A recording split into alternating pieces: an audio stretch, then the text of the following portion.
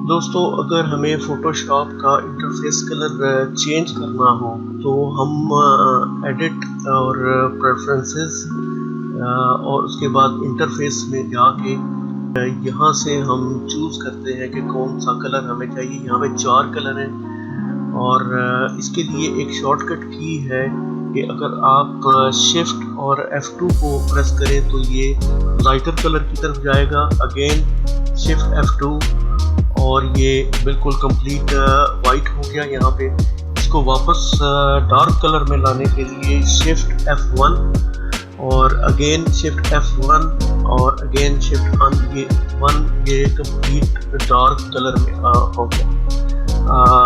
मैं shift F2 और मैं इस कलर को यूज़ करता हूँ और इसे लाइक करता हूँ। सो प्लीज़ सब्सक्राइब कीजिए अगर आपको ये वीडियो पसंद आई हो।